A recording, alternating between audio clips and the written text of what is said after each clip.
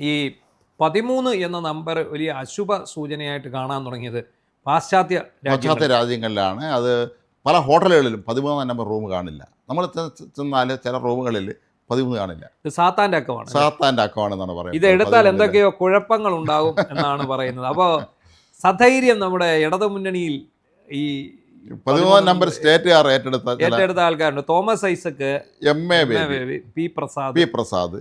അതിന് മുമ്പ് ആരെങ്കിലും ഉണ്ടായിരുന്നു? ഇല്ല. പണ്ട് ഇത് എല്ലാവരും ഇത് വിശ്വസിച്ചത് ഒരു സ്ഥിര രീതിയാണ്. തുടങ്ങി വെച്ചത് തോമസ് ഐസക് അല്ല, പക്ഷേ അത് ഈ 13 അശുഭ ലക്ഷണമായിക്കോട്ടെ ദുർലക്ഷണമായിക്കോട്ടെ, ഈ 13 നമ്പർ എടുത്ത 2 മന്ത്രിമാരുടെ പണി പോയായിരുന്നു. പക്ഷേ പി പ്രസാദിന്റെയും പണി പോയി. പക്ഷെ ജയിച്ചു, അദ്ദേഹം ജയിച്ചു. അതേ MLA. മറ്റേത് MA ബേബിക്കും ഇദ്ദേഹത്തിന് പിന്നീട് മത്സരിക്കേണ്ടി വന്നില്ല. തോമസ് പരാജയപ്പെടുകയും ചെയ്തു. ബേബി പരാജയപ്പെടുകയും ചെയ്തു. അതെ, ബേബി പരാജയപ്പെടുകയും ചെയ്തു.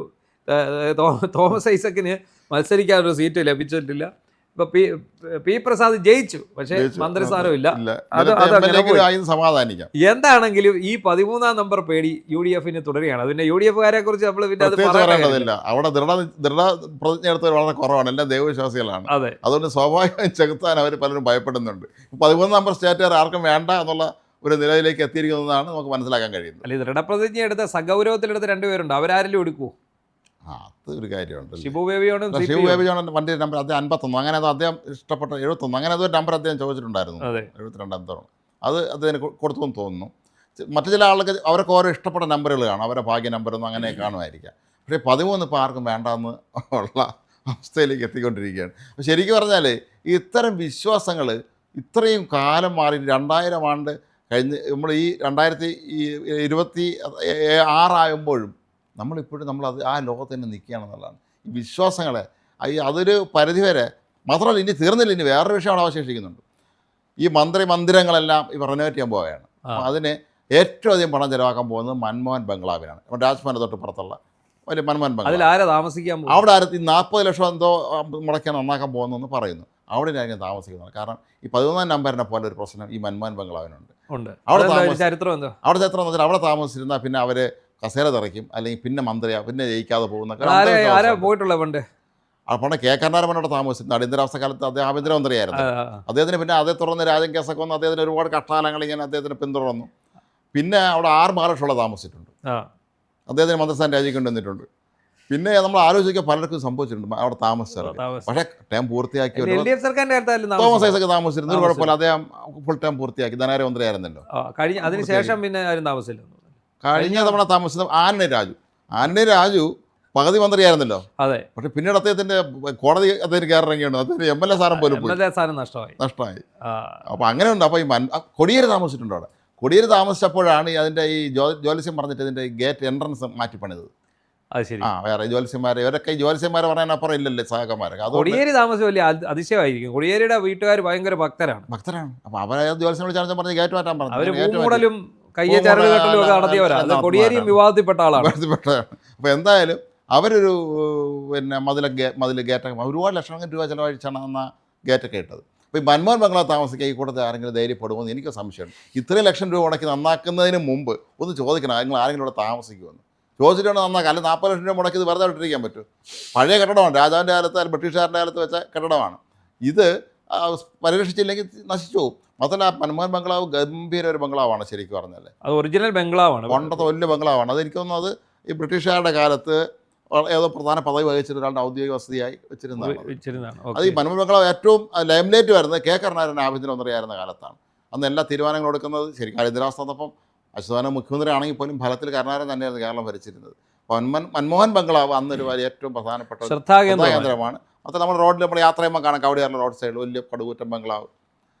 അപ്പോൾ അതുകൊണ്ട് തന്നെ ഈ 13 നമ്പർ കാറ് പോലെ തന്നെ ഈ വീടെടുക്കാൻ ഇനി ആരെങ്കിലും വരുമോ എന്ന് നോക്കണം. ആ വീട് എടുക്കാൻ ആരെങ്കിലും തയ്യാറാവണോ എന്ന് മുഖ്യമന്ത്രി ക്യാബിനറ്റ് യോഗത്തിൽ മന്ത്രിയോട് ചോദിച്ചിട്ട് മതി ഇത് നന്നാക്കി ഇറങ്ങുന്നത്. അല്ലെങ്കിൽ വെറുതെ 40 ലക്ഷം കൊണ്ട് കളയേണ്ടി താമസിച്ചില്ലെങ്കിൽ.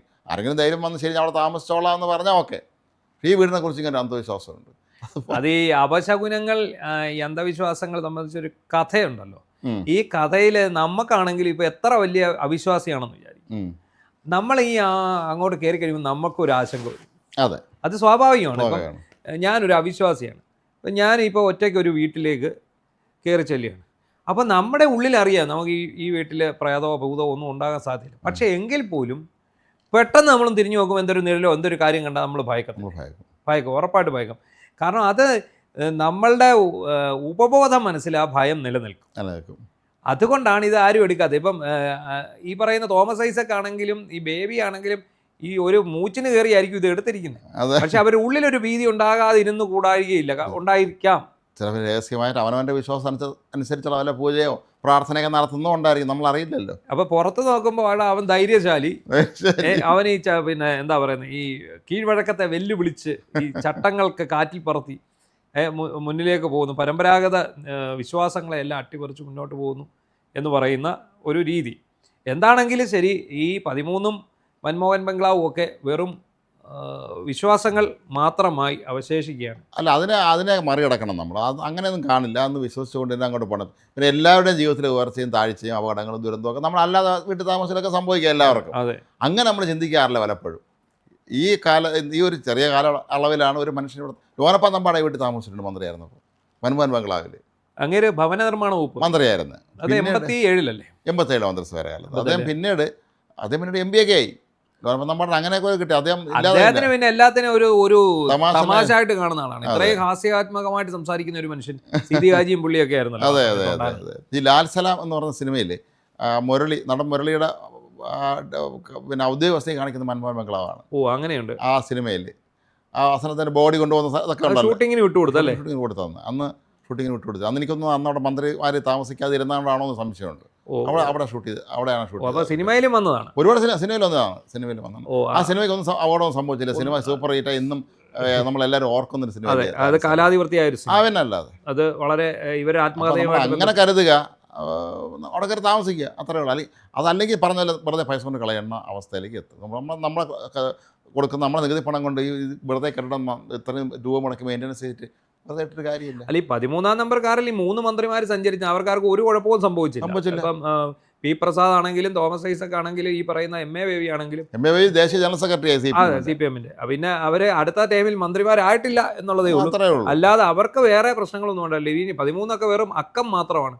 ആ രീതിയിലുള്ള അന്ധവിശ്വാസങ്ങൾ പ്രോത്സാഹിപ്പിക്കുന്നതിന് നമ്മുടെ മന്ത്രിമാർ ഒരിക്കലും നമുക്ക് മാതൃകയാവേണ്ടവരാണ്. നമ്മുടെ നാട് ഭരിക്കുന്നവർ അവരിങ്ങനെ കാണിക്കുമ്പോൾ ഇവിടുത്തെ ജനങ്ങളും ഇവർ കാണിക്കുന്നതാണ് ശരിയെന്ന് കരുതും.